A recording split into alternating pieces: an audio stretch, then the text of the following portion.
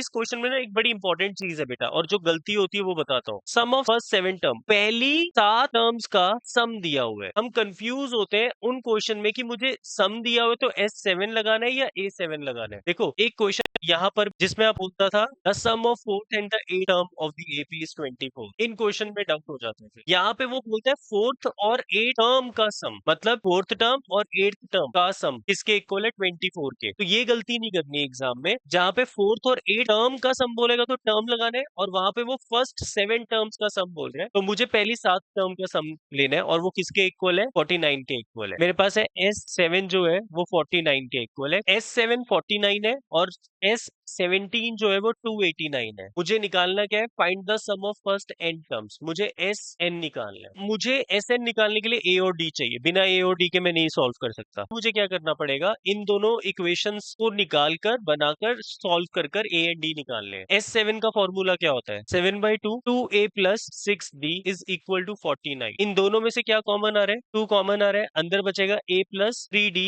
Is equal to 49। ये 2 और ये 2 कैंसल, ये 7 और ये 49 कैंसल। मेरी इक्वेशन बन गई A plus 3D is equal to 7। ठीक है, उसके बाद दैट ऑफ 17 टर्म 289 के इक्वल है। S17 के लिए हम फॉर्मूला लगाएंगे 17/2 2A plus 16D is equal to 289। यहाँ से 17 और 289 कटकर 17 रह जाएगा। इनमें से क्या कॉमन आ रहा है, 2, और वो बाहर वाले 2 से कैंसिल आउट हो जाएगा, तो आपकी इक्वेशन आएगी A plus 8D is equal to 17। एक इक्वेशन ये आ गई। अब 2 इक्वेशन आगे क्या आप एलिमिनेट कर सकते हो, बिल्कुल एलिमिनेशन से A एंड D आ जाएगा। तो A plus 8D is equal to 17, A plus 3D is equal to 7, minus minus minus, तो 5D किसके इक्वल है, 10 के, तो D किसके इक्वल है, 2 के, और D को अगर आप 2 पुट करोगे तो A की वैल्यू 1 आएगी। A और D निकल गया, SN निकालना है, और SN का फॉर्मूला मेरे पास है n/2 2A plus n minus 1D। Basically इस क्वेश्चन में ना n को n रखकर सॉल्व करना है मुझे। SN n टर्म्स का निकालना है तो n को n रखकर ही सॉल्व करना है मुझे। तो n/2 2A की वैल्यू 1, n माइनस 1, D की value 2, n/2 2 plus 2n minus 2, तो n/2